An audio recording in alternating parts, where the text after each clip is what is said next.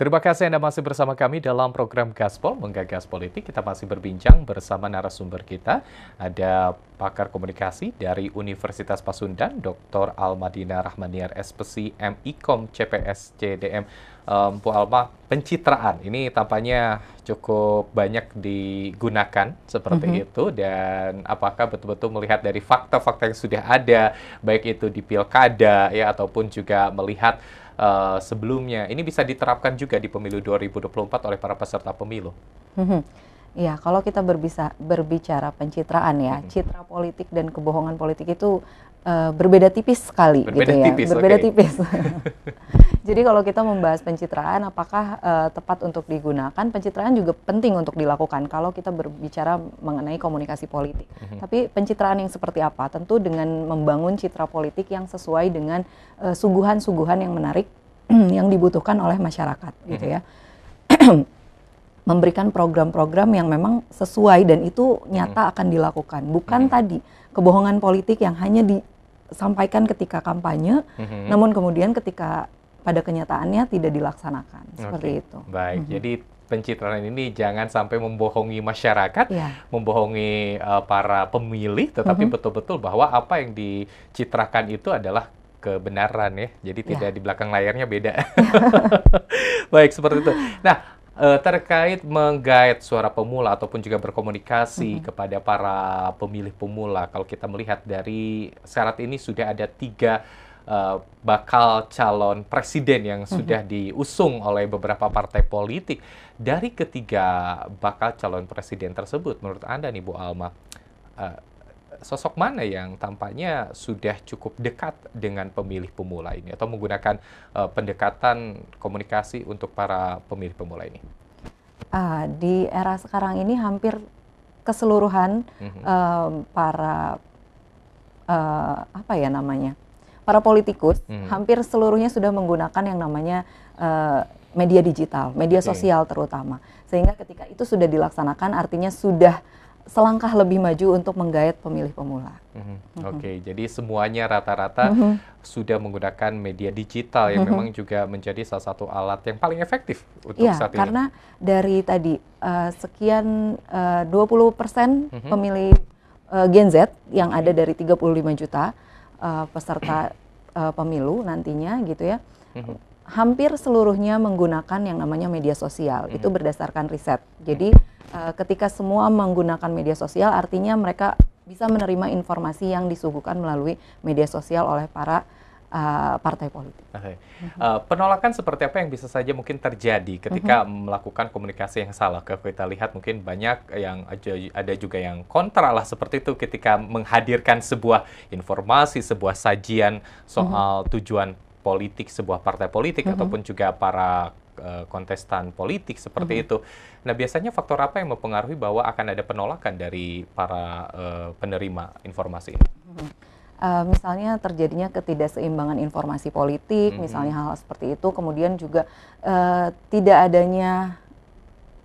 mengakomodir kepentingan atau kebutuhan dari audiensnya itu sendiri gitu. Jadi terkadang hal tersebut yang membuat menjadikan penolakan bagi para penerima informasi. Bisa menjadi bumerang tersendiri ketika memberikan informasi yang salah? Iya, tentu saja.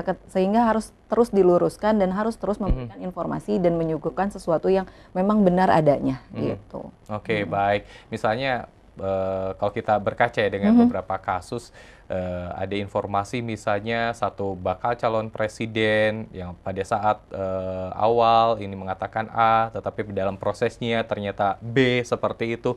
Apakah juga dalam sebuah melihat bahwa kepercayaan masyarakat akan menurun melihat dari pola tingkah laku para politikus tersebut? Iya.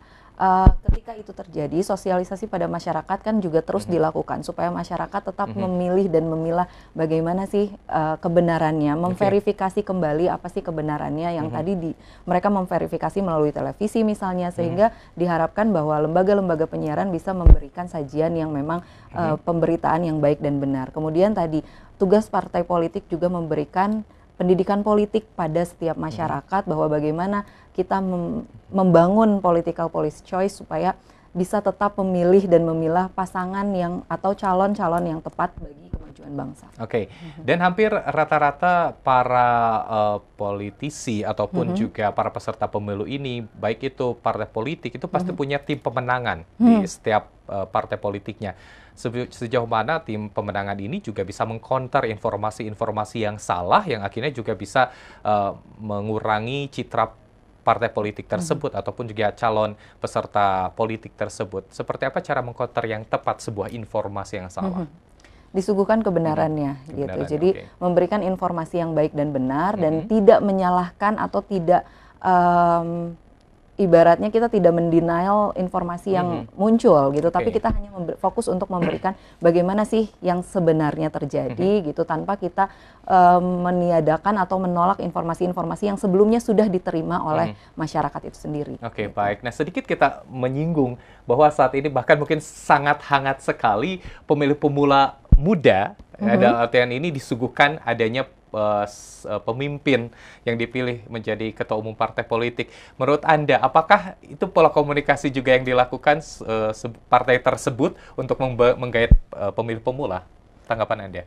Iya, mungkin itu salah satu strategi yang dilakukan supaya bisa menggait pemilih pemula. Karena tadi pemilih pemula, ibaratnya mereka hanya mengenal sosok-sosok yang masih relatif range usianya tidak terpaut jauh gitu. Sehingga itu juga menarik bagi para pemilih pemula untuk melihat sosoknya seperti apa. Tapi kembali lagi kita harus membangun citra politik yang tepat, membangun program-program yang sesuai, bukan hanya mengandalkan penampilan saja. Dan juga umur yang tidak terlalu jauh dengan pemilih pemula, tampaknya ini bisa menjadi kunci ya untuk meraih suara juga, seperti itu. Bergantung pada bagaimana kualitas. Kualitas dari yang disuguhkan tadi ya, tokoh yang disuguhkan. Baik, Ibu Alma, terima kasih banyak pakar komunikasi dari Universitas Pasundan, Dr. Almadina Rahmaniar, SPSI, Ikom CPS CDM. Terima kasih sudah bergabung, berdialog di Gaspol, Menggagas Politik. Dan nanti mungkin kita akan kembali berbincang dengan tema-tema lainnya. Terima kasih banyak, sehat terus. Dan pemirsa, itu dia perbincangan kita pada kesempatan kali ini. Jangan lupa Anda untuk menggunakan hak pilih Anda di tanggal 14 Februari 2024 mendatang untuk pemilihan legislatif dan juga presiden. Dan tentunya jadikan pemilu 2024 menjadi pemilu damai pemirsa. Saksikan terus Gaspol Menggagas Politik setiap hari Rabu. Hanya di iNews Bandung. Anda pun juga bisa menyimak melalui YouTube channel kami di iNews TV Bandung. Mewakili kru yang bertugas, saya Irfan Budiawan mengucapkan terima kasih atas perhatian Anda. Selamat pagi, selamat beraktivitas, dan sampai jumpa.